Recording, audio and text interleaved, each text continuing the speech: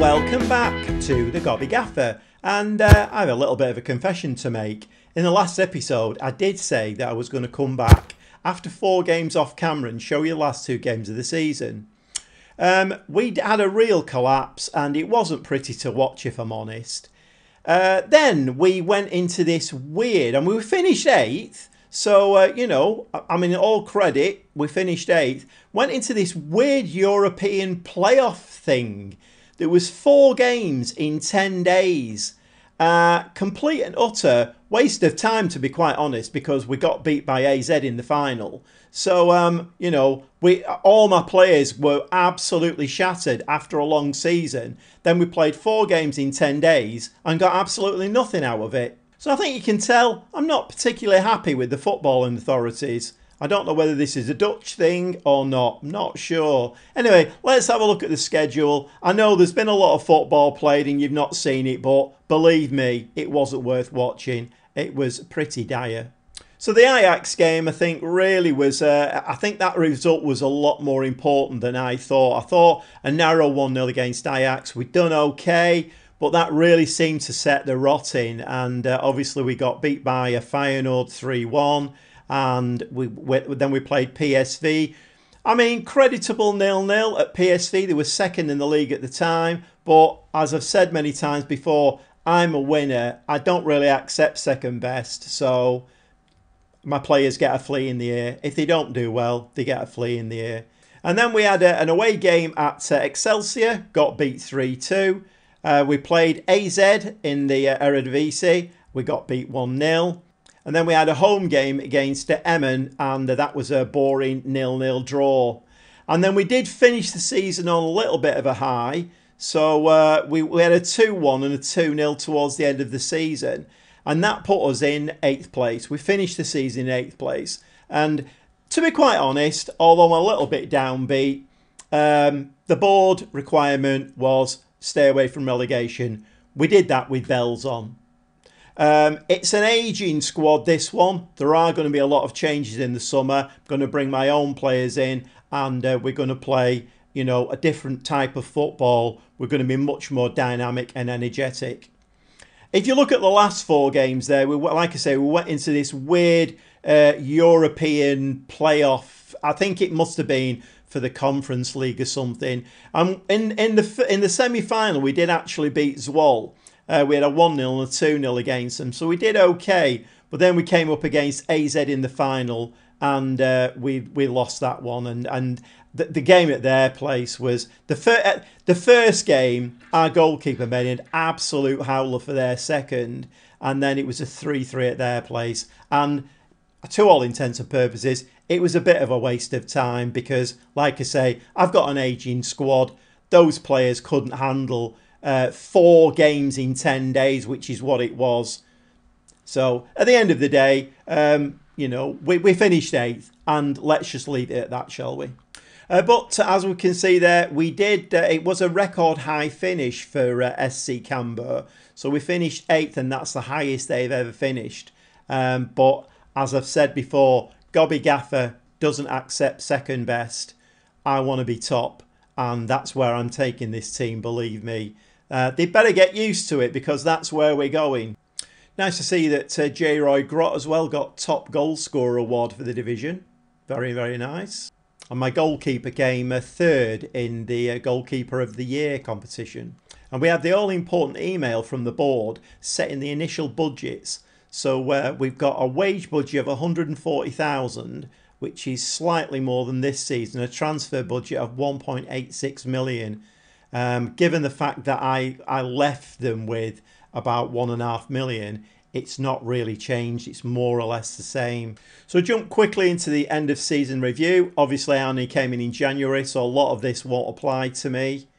The new arrivals, J. Roy Grott got a 7.2 average rating, 38 appearances, 20 goals, 3 assists. Van der Kust, he was my signing, 7.05. Van der Kust was actually the board's pick for transfer of the season, so I did quite well there. A couple of little interesting snippets. The board expectation was to remain in the Eredivisie, which, you know, we did with, like I say, with bells on. We finished 8th. Average home attendance, 14,535, which is a 96% of capacity. Absolutely brilliant. Top goal scorer, J. Roy Grott, 20 goals. So the reputation of the team, not changed. 3-star, still 3-star. No new sponsorship deals. Sponsorship, 1.97 million. Very slightly up from last season. Broadcast revenue was very slightly down. Corporate and hospitality, very slightly up. Competition prize money, up by quite a bit, 5.65 million from 3.99 million last season. I think that's due to our eighth position finish. Matchday commercial and retail, that was up quite a lot, 618,000. We sold 8,715 shirts. Rock was leading shirt sales. A bit surprised about that. Didn't really play him very much. And closely followed by Grott, Arkazan, Arkader and Masaba. And the awards ceremony saw J. Roy Grott, Fans Player of the Season. Young Player of the Season was Lulo, the Brazilian that we've got on loan, or we had on loan. Signing of the season was Van der Kust. Very nice to see that, actually. He's one of my boys. Goal of the season was Marco Toll, 29-year-old centre-back. Top goal scorer, Grott with 20 goals. Azakan, 5 assists. So that's the most assists. Again, another one of my signings. Most player of the match awards, J. Roy Grott with 6. I mean, J. Roy Grott has actually kind of scooped the board, really. He got a highest average rating, 7.2. And most passes completed was Linthorst with 74 passes completed. So a quick look at the supporter profile update. Not a lot to say about that. We are very nearly filling the ground at every home game. So maybe that's something the board needs to look at, particularly if we're going to do better next season and get into Europe next season. But we'll have to see about that one. And as I say that, the Club Vision Expectations meeting, expand the stadium, in progress, apparently. So that's very nice to see. 5-year plan, end of next season, avoid relegation again. And we do have a little bit of a worry here with the lack of ambition. We just continue to avoid relegation. I mean, not the greatest of ambition. We will certainly be doing better than that. And we're just sending the players off on their jollies. And I think we're going to say we're good enough not to be involved in a relegation battle next season. And that will be our likely target. And they're all pleased by that. But to be quite honest, I think 1 or 2 of these players won't be here next season. But anyway, we're just going to say brilliant. And we're going to send them off on the jollies. And they're all encouraged and pleased by that. And with that, I'm now going to go off and start doing a little bit of head scratching again. It's that time of the year. Yeah, I do a lot of head scratching this time of the year. So we need to be looking at the squad. We need to be seeing who's good, who's not so good. Obviously, like I've said before, it's an ageing squad. So we need to do a lot of shuffling round. And I'll be very, very surprised if and when I come back that I've not signed 1 or 2 younger players and shunted 1 or 2 of the older players out. And the next time you see me, we'll be deep into the transfer window. Fingers crossed, we'll be able to bring in some bright young players who can move this team up that league. We finished 8th this last season. We want to do better than that next season. Want to be playing in Europe. So let's see if we can do that. So anyway, like I say, I'll be back with you very, very shortly. I'm going to go off, have a couple of weeks holiday now.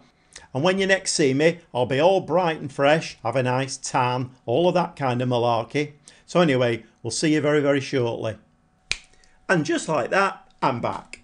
Had a nice holiday, had a haircut. It was getting in my eyes. I couldn't see where I was going. Anyway, yeah, I know. Stop waffling, stop waffling.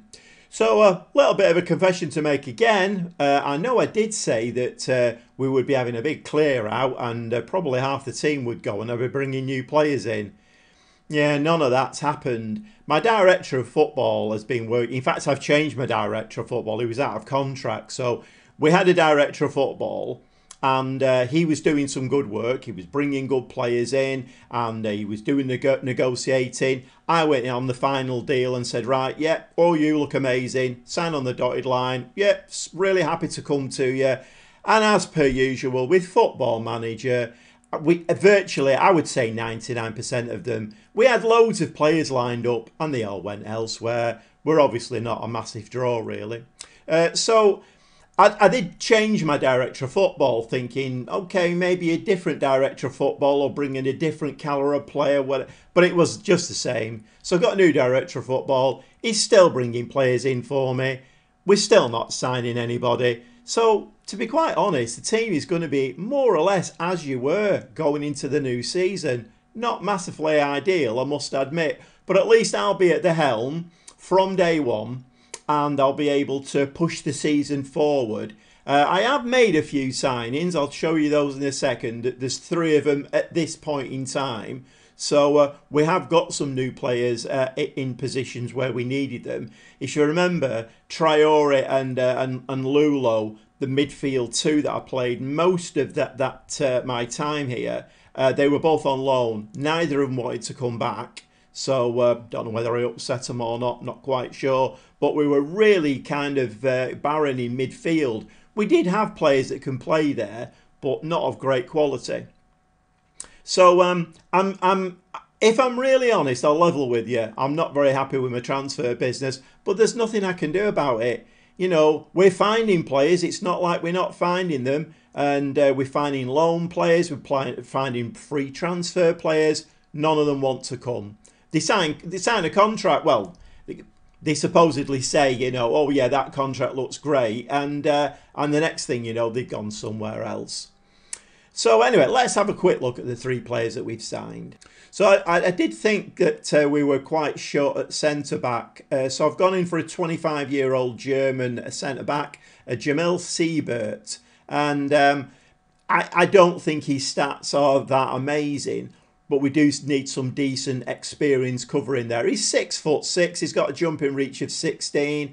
Marking and tackling are good. So he should be good at the back. He should be good at set pieces. We'll have to see. I'm quite happy with my next signing though. We've got this lad on a free transfer, Heggelson, 26-year-old Icelandic central midfield player. Stats across the board look really, really good. Again, 6'2", so we're getting quite a bit of height in the team, which is always handy. He's a 3.5 star, potential to be 4, important player who could still improve. So he's a permanent signing for us. So we've got him on a 3-year contract. So that midfield area, it's still not looking amazing depth-wise, but I am signing players there. And this season, I think we're going to continue what we finished last season with, which is a more attacking style of play. So we're going to start the season. I'm not saying we're going to continue with it, but we're going to start the season and see how it goes with an attacking advanced playmaker. So with that in mind, we've not really got a lot in the team. So I brought in a 26-year-old Spaniard, Iker Losada. If you look at his technicals, 13 for dribbling, 15 for finishing, 15 for first touch. He can actually play striker as well. So he's quite pacey. His mentals are really good. He's coming as a 3-star. Potential to be 3.5. Again, I will level with you. He wasn't my first choice. But we're just having to, I think until I get established here and get some European football under my belt and, you know, get established, the team gets established and gets some European football under its belt, some of the players that I'm trying to bring in to better us, they won't come until we reach a different level. So having a quick look at the staffing screen. So as you can see, I've been doing more work on that. Some of the staff members were out of contracts at the end of last season, so I brought some new people in. And the coaching team in particular now is getting up there to being the very best in the division, which is great because we need all the help that we can get. With teams like Feyenoord and Ajax around, you know, if we're going to start competing on that level, we're going to need a really good staff behind us. The recruitment team still could be a little bit better. The medical team still could be a little bit better. I probably need to go in there and ask for some more physios, if I'm honest. But, that's looking a lot better. So having a quick look at the schedule, I've come to the conclusion the Dutch League is bonkers. We were playing our last games virtually into June. And as I said, we played 4 games in 10 days towards the end of the season. It's madness. We came back on the 17th of July for friendlies. We played in a friendly cup. We beat Brno, is it? Brno in a friendly cup semi-final. We beat them 4-2. And then we played the final the next day. The next day we played the final. Got beat by Genk 3-2. So there were no other friendlies scheduled. So I did my own scheduling of friendlies. Nicely spaced. You know, let's start trying to be a little bit sensible with the number of games that we're expecting these players to play. And we've done okay in the friendlies. I've only been playing very mediocre teams. It's got some good fitness into the players' legs, and we have actually been looking quite good. And as you can see, so the first games of the season are Vitesse, Feyenoord, not great. I would rather have saved them till a bit later on, but you never know. We might hit the ground running. If we start the season well, it could be a good opportunity to beat Feyenoord. And then we play Zwolle away from home. Anyway, you can see there, we don't play Ajax until December. So by that time, you know, we may have picked up some speed. Just having a quick look at the club's vision.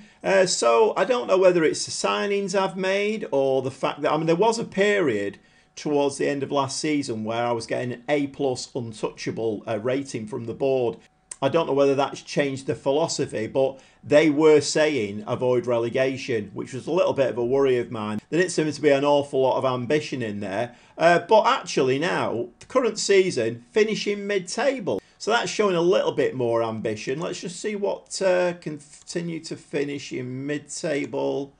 Yeah, so, they want to finish in mid-table now, so we're not talking about relegation battles anymore. So at least that's a step in the right direction. And expand the stadium is a club plan, and that is in progress apparently, because we are more or less. I think we've sold about 13,800 season tickets again, and the ground holds 15,000. So I think we will be, selling out most home games this season.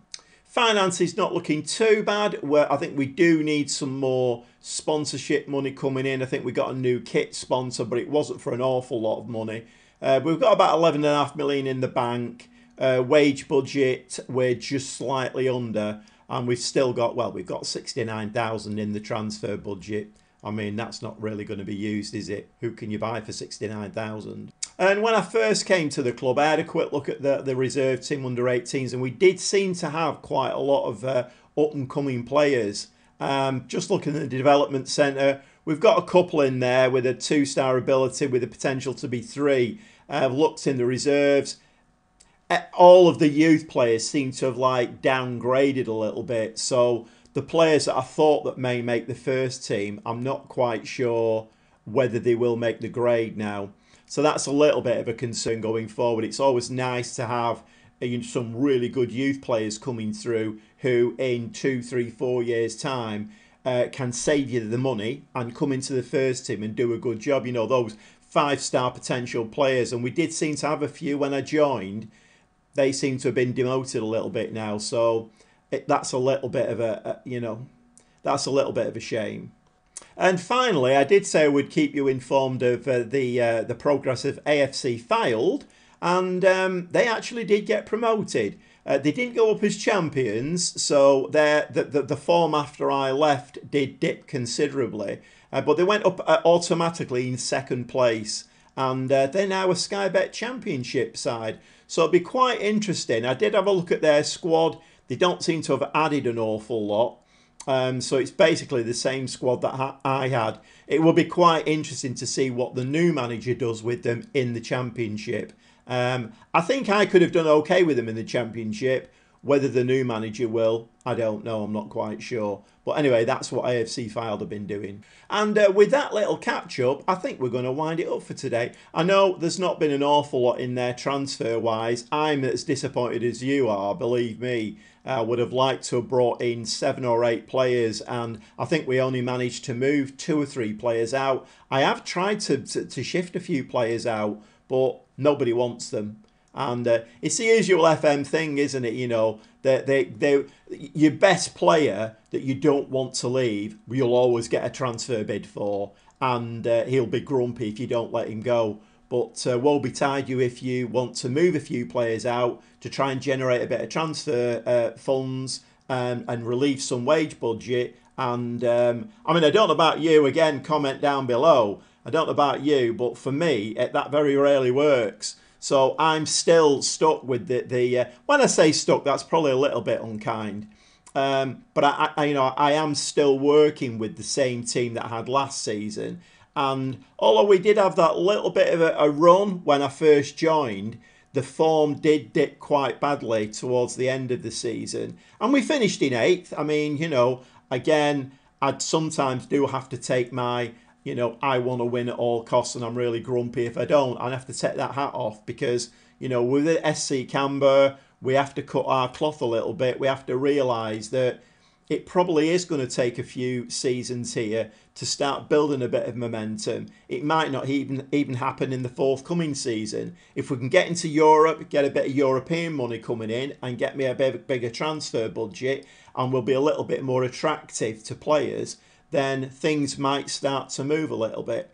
But anyway, like I say, that's as much as I've got to say in this episode. You've seen everything that's happened. Not a lot, if we're really honest. But we'll be back in the next episode and we'll be playing 2 or 3 games. You'll certainly see the start of the season, so you're not going to miss anything at all. So a little bit of a shorter episode today, but we'll see you back for some football. And less waffling. I can promise that. Less waffling, more football. We'll see you shortly.